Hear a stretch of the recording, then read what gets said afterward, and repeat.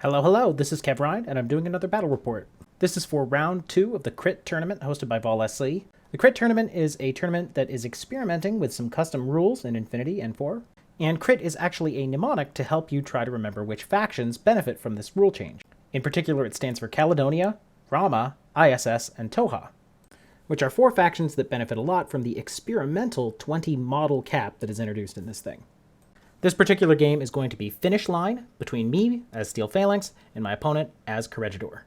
I talked about Finish Line in a recent video, so I'll circle back to the mission, but I want to start with the lists. I am once again running the big boy list from Steel Phalanx. This is a nice, tough list consisting of all the badasses and heroes from Steel Phalanx. It's a lot of fun, and I like it a lot, but it doesn't really benefit from a lot of the custom rules that Vaulsc is running. Basically, the limited insertion protection helps, but that's about it. One major issue in this particular matchup is that I'm up against Corregidor. In my experience, the big boy list is often very vulnerable to hackers that can throw pitchers into my deployment zone. If I have to go second and my opponent has a reliable source of pitchers, then they can drop a pitcher right next to Hector or Ajax or Achilles or whatever, isolate them, target them, and then start dropping missiles on my head. Now, I don't think missiles are particularly busted in general, but against a list like this where there's so much value concentrated into so few pieces, and none of those pieces have ECM, it can be really damaging. And even without the threat of guided missiles, Hector being isolated is just such a negative blow. I can recover from it, but it's not something that I like. So pitchers are a really big threat. And in a matchup against Corregidor, where Jazz and Billy are basically auto-include, I know that at the very least I'm going to have an opponent who can toss a pitcher near Hector and then threaten to isolate him. Of course, this is a Vaulsc event. I could change my list, but I kind of want to run this particular list throughout the entire league, so I'm just going to be really nervous as I walk into this matchup. And if we look at my opponent's list, I actually think that trepidation is justified. What we see here is something that has 18 order-generating models, 20 models total if you count the 2 crazy koalas, which you do in Vaulsc's league. It has not 1, but 2 hackers with pitchers. You have Valeria Gramos here, who is going to be in the link, and then you have the Jazz and Billy version of Jazz, who is not in the link, but in the other group. And then there's actually a 3rd hacker, an Alguacil hacker right here. These guys aren't very good, but I talked to my opponent this afterward, and he said he had the points in the SWC afterwards and decided, hey, why not have a 3rd hacker? In addition to all these hackers, we have a sea of repeaters. You have the Vaulsc, who's in the link, you have 2 Transductorzons, and you have Billy, and then the 2 Morans. Stealth helps mitigate this a little bit, but because Valeria's in the link, she'll still be able to hack my guys as I run past, even though I have stealth. Lastly, really taking advantage of the format with 20 models, there are the full availability 5 Jaguars. There's both a core and a Harris of these guys, and shooting these guys to pieces is going to be really risky and inefficient because they can always just throw burst 2 smoke and arrow. Similarly, killing them in melee is no easy task. I am ostensibly able to beat them in melee because I've got better skill and better martial arts on most of my dudes, but it's still CC 22 and martial arts level 2 on the Jaguars versus CC 23 or 24 and martial arts level 3 on guys like Machaon and Phoenix. That's just a burst 1 versus burst 1 situation that is very risky for me to try to engage in. Of course, Ajax can beat them in CC, but Ajax has to stay back or else he's going to get isolated by all the hackers. Finally, my opponent is packing some really serious firepower in the Vaulsc and the Evader. I think I have a couple of battle reports where I talk about using the Vaulsc in the core link, and that dude is absolutely crazy. We're talking burst 4 on 18s ignoring cover. Even against guys like Machaon and Phoenix with mimetism -6, that's still shooting 4 dice on 12s. Also, at damage 16, I don't really want to be taking a lot of hits from that thing, even with guys like Ajax and Achilles. Of course, he pairs that with an Evader Engineer with AP Spitfire, and that AP Spitfire on burst 5 is going to shred too. It's not going to hit the high numbers of the Vaulsc, but even if I eliminate the Vaulsc or maybe the Evo hacker, I still have to deal with this Evader who's a very good shot. So looking at my list and what I'm worried about and my opponent's list, I think the trepidation I was feeling walking into this matchup is very justified. There is, however, one key weakness that I'll be able to exploit if I get to go first, and that is the fact that the Mobile Brigada Lieutenant is both obvious and fairly killable. That dude is going to be in a Harris with 2 Jaguars, and he is not particularly good at melee. So even if the Jaguars throw a smoke in order to make it hard for me to shoot them, I'll be able to use that smoke and get Ajax or someone else to walk into base-to-base contact with the Mobile Brigada and then cut his head off in CC. And because of how thoroughly outclassed the Brigada is, if I can get into close combat, I could potentially use dudes like Phoenix or Machaon to do that in case I need to leave Ajax behind because of hacking. So that is the, let's call it the Achilles heel of my opponent's list, and I will get to go first and exploit that chink in his armor. Okay, so that's the lists. Let's now talk about Finish Line. As I mentioned in previous videos, I actually really like Finish Line. What you basically have to do is you have to take your data tracker and run him from your deployment zone into your opponent's deployment zone, and if you can touch the back, that's worth an extra point. This is exactly the sort of dumb, order-intensive objectives that I like to see in infiNity missions. That said, finish line is kind of a point salad. You get 2 points if you get your data tracker into the enemy deployment zone, and another point if you stop at the back. Finally, if you can keep your data tracker alive, there's a 4th point. But the other 6 are kind of spread across a whole bunch of different objectives. There's a designated target that you have to kill. There are these panoplies that give you equipment that you get 1 point if you pull more from. Then there's 2 points for army kills, and 2 points for controlling a transmission antenna in the middle. So there's 4 points in the data tracker finish line bit, and then 6 points kind of all over the place elsewhere. And the fact that you have 6 points just spread across a whole bunch of different things does make the mission a little busy. Adding to the busyness of the mission in a way that is fun but also kind of entirely unnecessary, when you're pulling from the panoplies, a specialist can use a second whip roll to replace the result of their booty chart roll with a nanoscreen. That's kind of cute and fun, but with everything else going on in this mission, I think it would be better to just remove that and simplify things down a little. Even so, I still really like this mission. It's one of my favorites of Vaulsc's, and I'm going to enjoy playing it. On to the game. Here's the table. It was used previously in the narrative event that Vaulsc ran in the spring, and I did use the big boy list back then. However, it's been a long time, and I haven't played on it recently, so that's not a huge advantage. This map is kind of split across 2 levels. There's the ground level, and then there's a higher level, which is consisted of all these boxes, and then all the bridges that are connecting all of these boxes. I guess the idea is that you can get your data tracker up on one of these things and then run your way across the gap there, running and gunning as it were. Or you can try to stay on the ground, in which case you're going to be vulnerable to things like repeaters and Morans that can park themselves up on top of the boxes, but you won't be vulnerable to long-range enemy AROs. In the context of being against Corregidor, the fact that there's potential for long-range AROs means that the Mobile Brigada missile launcher is a big deal, and the fact that there's lots of forward-deploying repeater spots means that the Morans are going to be a big deal. We don't see the missile launcher in this game, but we do see the Morans. Okay, so I win the lieutenant role, and given how worried I am about the enemy having just tons of orders and tons of guided missile strikes and pictures, it shouldn't surprise you to know that I chose to go first. My opponent then took the red deployment zone here, and I'm sure that what he was thinking is that this has lots and lots of spots for him to tuck repeaters both in his deployment zone and in the midfield. Here is my deployment. I have withheld Ajax and Achilles this time. The thinking here is that either one of them could be the data tracker, and if there's a particular side that is weak, then I can put Achilles over there, and I can put Ajax on the other side in the Inomatarkos. That thinking was not particularly useful in the game against Maslow, and it's not particularly useful here either.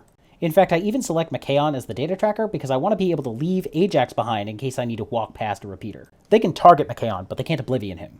Just to take you through my deployment, I have a net rod there, a net rod there. They both failed to drop. Lam it there, lam it there. I put Achilles standing up because I want to have some active ARO in case a pitcher decides to get close. And then I have the Inomatarkos here, here, here, and here. That's Ajax, Machaon, Akmon, and Phoenix. And then Hector's back here, prone. This is my opponent's deployment. You have a Moran here, Transconductor Dawn there. This is the Mobile Brigada BSG. That is the obvious lieutenant. Jaguar, Jazz. It's the Jazz and Billy version. Billy's over here. Transductor Zond, Jaguar, Valyria, Evo Hacker, Vostok, AP Spitfire Evader. The AP Spitfire Evader ends up being the data tracker and a missile bot, which was withheld. While we're here, I might as well point out the giant hacking zone. If I kind of just draw rough circles about his repeaters, he's got a Moran there, a transductor there, a transductor there, Billy there. You got the Vostok back here along with Valyria, and then Jazz is sitting right there, and the Alguacil Hacker is sitting right there. And those circles are actually a little bit smaller than the 8-inch zone of control. The point is that the repeater network is extremely dense. In my opinion, this actually is very much a consequence of the 20 model cap. In 15-slot Corregidor, your transconductors are going to be competing for room with your Jaguars and other cheap stuff. In 20 model Corregidor, these transductors are cheap cheerleaders that also add to your defense thanks to their repeater network. And you also have the points for things like the extra cheap Jazz and Billy. So all in all, I think my opponent has used the 20 model cap in a really good way to create a nice layered repeater defense. That said, there is a chink in this armor, which is the Mobile Brigada Lieutenant. That Mobile Brigada is right here, so he is defended by this Moran and a little bit this Moran and this Transductor, but otherwise there really isn't all that much between me over here and him over here. Considering that that's the only gap my opponent has left me, I am going to seize it. So I'll talk you through my first turn. I start off by taking my link and basically walking it all the way to here. Nobody is on active arrow to stop me. Roadblock number 1 is this Moran. Zooming in on that, unless I want a cautious move all the way past this Moran, which will take forever, or leave Ajax behind and just accept that I'm going to get targeted, I will have to stand up there and deal with the fellow. I initially send Machaon up there, but once I get up there, I actually notice that there's some fairly long lines of fire that I can use with Phoenix. In particular, I guess you can't really see it in the screenshot, but there's a transductor Zond like right there that Phoenix is going to be able to shoot at if he gets up to this position. After he does that, Phoenix can walk over here and CC this Moran, and then in fact if he stands here, he can get this Moran out of cover. I was hoping to be able to get him in his back arc, but it doesn't quite work out that way. In the process, Phoenix ends up eating the crazy koala and takes a wound, and basically everybody gets targeted, but I am able to kill a transductor and both Morans. Returning to this picture, my next target is the transductor Zond that's located right here. Again, I could just kind of ignore that guy and accept that everyone's going to get targeted and leave Ajax behind, but I don't want to do that. I don't have a great picture of how I took out this transductor Zond, but I do kind of ham-fist it. I run up with Machaon and try to shoot the guy, but he tanks all the saves. That's a little bit unlucky, but it's not outrageously so. I then try to move forward and get my guys into CC. As I do that, I realize I'm going to draw a line of fire to some of the Jaguars in the back, like this guy here. I don't think he was prone at the time. I cannot afford to eat chain rifles on Phoenix, who's already wounded, so I have to waste another order throwing smoke. Having done that, I realize that I put both Phoenix and Akmon into CC with the Flashpulse bot. The bot has a pair of CCW, which, if he uses against the non-active member, could be really annoying. I'd like to give Burst 2 to Phoenix, but I can't afford to have Akmon get isolated because he's the engineer. That does all work out, the Transductor Zond misses, but I am bumbling things a little bit here. Also, as all this is happening, I'm leaving Ajax behind because I don't want him to get hacked. It's basically impossible to get the link leader into CC without kicking Ajax out of the link or risking Ajax getting hacked. I don't want Ajax getting hacked, so I do decide to kick him out of the link, but that's happened once for the Moran earlier and once again for this Transductor Zond. Constantly reform the link is really eating through my command tokens. I don't think it would have been smarter to leave Ajax behind. He's going to be crucial in what happens next, and I really want to use him on the Mobile Brigada, but it is kind of annoying. That said, things aren't too bad for me. After some move dodging and using the smoke, I end up in this position. I think this is basically my last order left, but as we can see, Ajax has made it all the way over here next to the Mobile Brigada, and the Mobile Brigada is in the process of trying to dodge away from Ajax, but he's just not going to make it. I debate whether I want to have Ajax berserk the Mobile Brigada, but at this point I haven't had my data tracker touch the backstop, and considering how everyone's targeted, I'm worried this might be my only chance. Thus, I take the slightly risky choice of having Ajax normal CC against the Brigada. Actually, what I do is I speculatively declare a CC attack, which then allows my opponent to have to declare their attacks against, Ajax first. They can't declare it against Machaon, and then during the second short scale, Machaon runs out to here and touches the backstop. That's a little exposed, but somewhere along the way of trying to move people around that stupid Moran, I did have a chance to roll on the panoply with Machaon, and he got a nanoscreen, so he will be in cover if he's sitting out there. The CC is a little bit risky. I am on a 27 against my opponent's Burst 2 with the boarding shotgun. Ajax is the only man of my link not yet targeted, and he does have mimetism in martial arts. So my opponent's boarding shotgun is on a 13. Also, I do have the Vaulsc crit rules reroll. Still, if either of those two boarding shotgun shots crit, then there's nothing that I can do to actually put my opponent into loss of lieutenant. If I'd berserked, that wouldn't have been a risk, but I didn't berserk, so it is a risk. And actually, as I make this video, I realize I really should have berserked because the approximately 10% chance of one of those two dice critting is just not a risk that I'm able to take. Still, as we can see here, it does work out okay. Ajax takes a wound from one of the chain rifles of the Jaguar, and he does put my opponent's lieutenant unconscious. Meanwhile, Machaon touches the backstop, and everybody else gets into position. Specifically, Phoenix is over here next to the Transductor Zond, so he can't get guided missile struck. Machaon over here is a little ass in the breeze, but he has a nano screen, so that'll help him. He's targeted, so that's bad. Ajax is over here. He's got a little bit of cover, but he is still a little exposed. And then lastly, my opponent and I had agreed that there was a long line of fire with the missile bot from there all the way to over here, and we agreed on that at deployment. So I put Akmon there thinking that I can get Burst 2 Panzerfaust shots on the missile launcher if it tries to guided missile strike. Remember, there was smoke there when I moved Akmon into that position, so there was no ARO.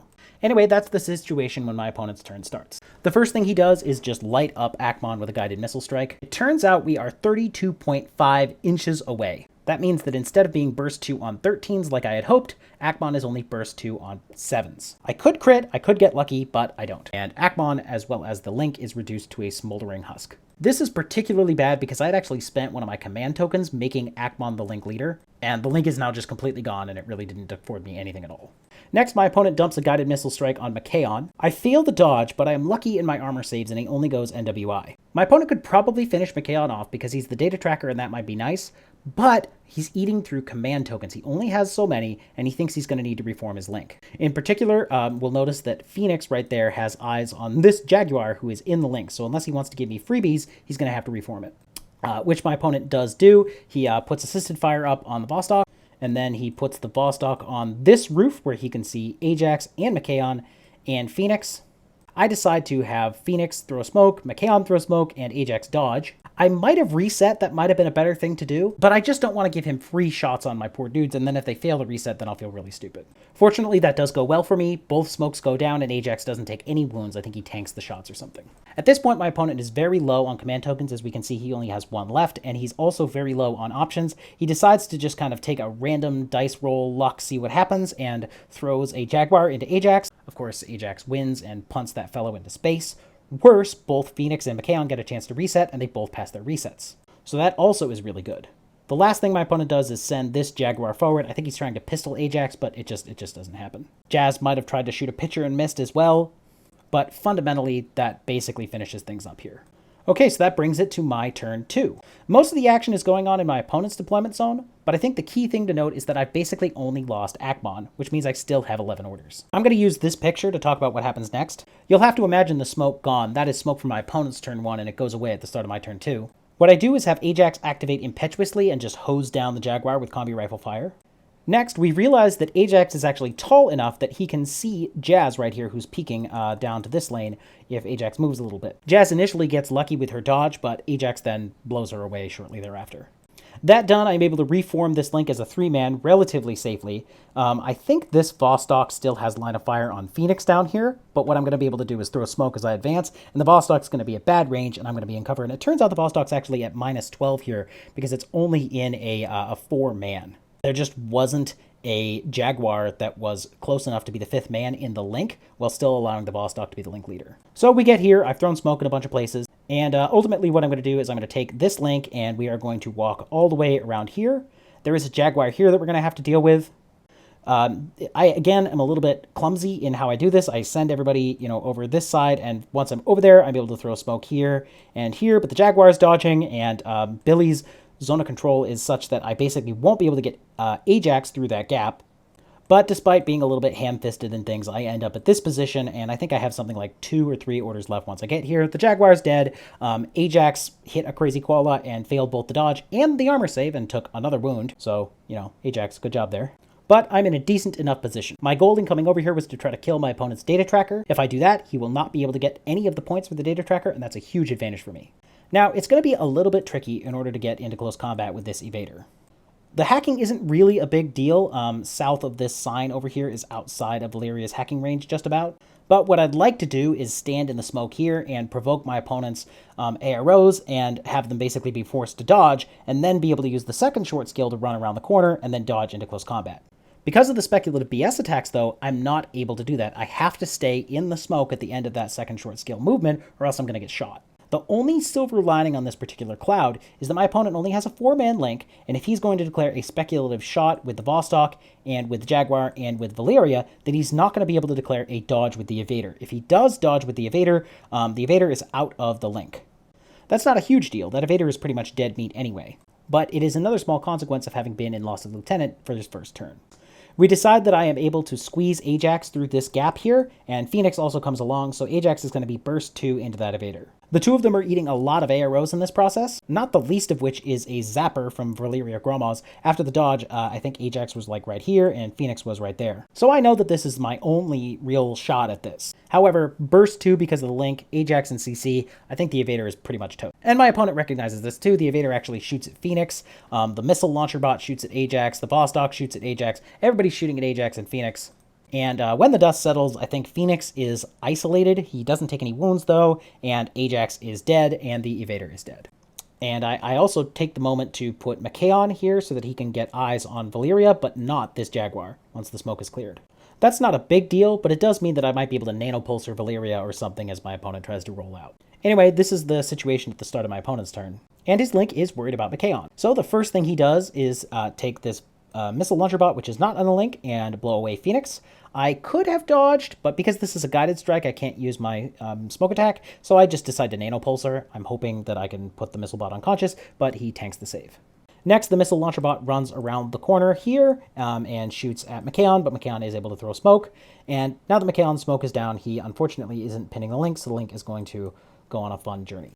Not much happens on this journey, though. He does get a nano screen for Valeria Gromaz from this panoply. We can see Achilles here. I was really dumb with Achilles. Earlier, I dodged, but I dodged him out of cover, and so the Vaulsc is able to climb up here and shoots at Achilles and hits him 2 or 3 times or something like that, and my opponent actually then uses his reroll to add another hit onto Achilles. Fortunately, the armor holds. He takes 1 wound and fails guts into this silly position off the side of the building, but he is not taken out or anything like that. And because of how we rolled it, Achilles actually tanked the save from the reroll to hit roll. So that reroll allowed an extra save to be put on Achilles, but it didn't do any damage. That having been done, my opponent basically just deploys this Link around this antenna in sort of a defensive fashion. Now it's my turn. I've lost a lot of dudes, but I still have a bunch of orders. Machaon is up here, and the Achilles-Hector duo is down there, and between all of these guys, I have something like 9 orders still. In principle, 9 orders ought to be enough to really put the hurt on my opponent's list. In practice, the game has been a little bit long and I'm running out of steam. I have it in my head that I need to face Valeria Gromaz alone.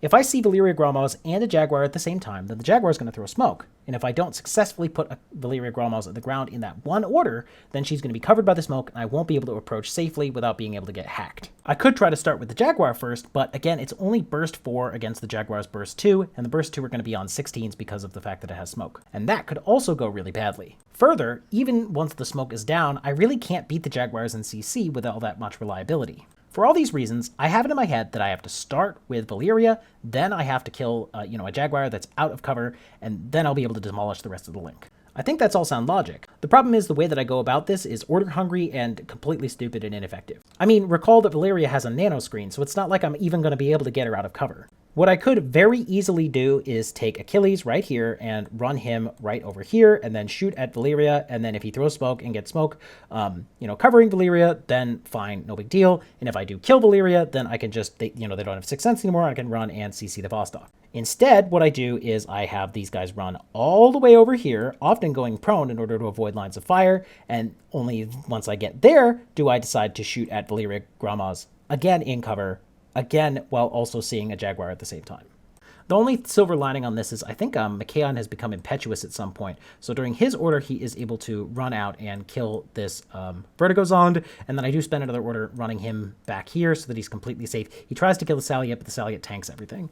And that's a little unfortunate, but it does mean that my data tracker is safe, and that's worth a point. However, all I do with the 8 orders that I spent on these 2 guys is run around to here, shoot Valeria Gromaz, and then run up to here and pull something from a panoply. I am in a much worse position. I'm in a very risky position from the Jaguars here, and I haven't killed anyone. I could have instead taken the same gunfight here in one order, killed Valeria Gromaz or not, then run over here to kill the designated target, maybe had a gunfight with the Vaulsc if I felt like it, maybe not, and then ended in a fairly safe position. So it really is not much of a good play to spend all those orders running over here. This is where it ends up. Achilles is here. He took a wound from that Vaulsc earlier. The smoke is down, protecting the other Jaguar. I did kill Valeria, and then Hector is there. I even spent 2 orders trying to pull from this panoply. I failed both times, and then I used my reroll in order to pull a final time. That pull gets Hector an HMG, which is kind of funny. It also means I have 2 panoply pulls to my opponent's 1, which means I have more points. But really, this was just such a dumb, ineffective play. Worse, it opens me up to actually losing the game if things go badly for me. I'll spoil things a little bit to say that they don't. I do win 7-2 or something like that. But the issue is I've put a ton of points right next to my opponent's Vaulsc Harris. That Vaulsc is still hack buffed, and it's going to be shooting with damage 16, burst 4 against my dudes. My dudes only have burst 1, and the armor 3, BTS 6, 2 wound Vaulsc is never going to get put in the ground by the likes of a nanopulsar. I've done a lot of damage to my opponent's list at this point, but if he can kill both Ajax and Hector, then he's got army points. And if he has army points, then instead of being a 7-2 win, it'll be a 5-5 tie. So this is not a good play. Also, it represents me forgetting one of the most important rules that I've learned with this big boy list. That rule is, be careful with how you expose your guys. I am more than happy to spend the Anomatarchos or spend Achilles in Aero if it gets me something. But if it doesn't get me something, then I need to be very careful to make sure that I don't lose any of my pieces for stupid reasons. Controlling the exposure to risk is exceptionally important in this Steel Phalanx list. And in this moment, I have forgotten that. I am unnecessarily exposing my guys to risk, and frankly, it is earning me almost nothing. I mean, it is a tall order for my opponent to use 5 orders or something like that to put 5 wounds on the heavily armored Achilles and Hector duo, but there's no reason to give my opponent the chance to do that in the first place. That does basically talk about my opponent's turn 3. My opponent realizes this and tries to go for it. This is the situation at the end. As you can see, he hasn't quite accomplished it. Hector took 2 wounds very early on from a lucky burst from the Vaulsc. In that process, I was able to kill one of the Jaguars with Hector's plasma gun. Splash meant that it was a face-to-face, so that was kind of nice. But Hector almost died and I have to basically drop him prone. After that, my opponent turns his attention to Achilles. He only has 1 order to shoot at Achilles before I guts to safety. And I think Achilles either tanks all the shots or there's a bunch of misses or something like that, so I don't take any wounds from the Vaulsc. And after that, there really isn't much that he can do aside from send the Jaguar in and try to chase me down with his pistol and hope that he can put wounds on Achilles. It doesn't end up going anywhere, but I do think it was the right play. Anyway, that basically wraps up the game. I have 7 points. 2 points for the data tracker run, 1 point for data tracker to the backstop, 1 point for a surviving data tracker, 1 point for panoplies, and 2 points for army kills. And my opponent has 3 points. I think I said 2 earlier, sorry about that. He has 2 points for the antenna and 1 point for killing my designated target. If he had killed both Achilles and Hector, he would have swung the army points and it would have been a 5-5 tie. That wasn't super likely considering how few orders he had, but it was possible and I'm glad that it didn't happen. The last thing I'd like to talk about is how the custom rules affected this game. Part of the goal of this tournament is to experiment with custom rules to see how they might affect infiNity. I don't think that anyone walking into this tournament thinks that these rules are going to be the final draft of things that address the problems they're intended to fix. For example, the crit mechanic is changed so that instead of rolling twice, you roll only once at +8 damage. The goal of that crit change is to mitigate circumstances where you have a 2 wound model or a 1 wound NWI model who takes a crit, fails both saves, and dies. Such an outcome can dramatically affect a game, way more than a crit already does. So I basically agree with Vol that it's interesting to think about ways you might change the crit mechanic. And the goal of this tournament is to test out potential changes to the rules with actual tournament gameplay experience. And I'm 100% on board with that. So with that in mind, the most significant changes are the limited insertion protection and the 20 model cap replacing the tactical window cap. Using limited insertion protection, I was able to use all 13 of my orders to march an entire Anomatarkos across the field, get into close combat with his lieutenant, and kill the lieutenant. Doing that without leaving Ajax behind and while killing the Morans and Transductor Zones along the way required all 13 orders. While I probably could have killed his lieutenant with only 11 orders, it would have been tougher and I would have had to make more decisions about what to kill along the way. Basically, I would have ignored the Morans, left Ajax behind, let everyone get targeted, run up, drone smoke, and use McCann to cut the Mobile Brigada's head off. The second major big impact was the 20 model cap that my opponent was using. That list had 20 models and 18 order generating things. In fact, had he replaced the Mobile Brigada with 3 Alguaciles and chosen not to place the Crazy Koalas, he could have had 3 potential lieutenant and also 20 orders. Not only that, the extra slots turned into more Jaguars and more repeaters. And as we saw especially on the last turn, cutting through all those Jaguars and repeaters is order intensive and unreliable. Further, taking all those Jaguars and repeaters in no way diminishes your ability to have what makes Corregidor strong. In my opinion, the most powerful things in Corregidor are the hacking defense that Jazz has, which has already been amped up, and the core linked Vostok with an engineer in the link. And this list featured all of those things very well. In fact, the guided missile strategy is even stronger. You can still throw pitchers and hack things, but you've got extra orders for the spotlights and extra orders to drop missiles on people's heads.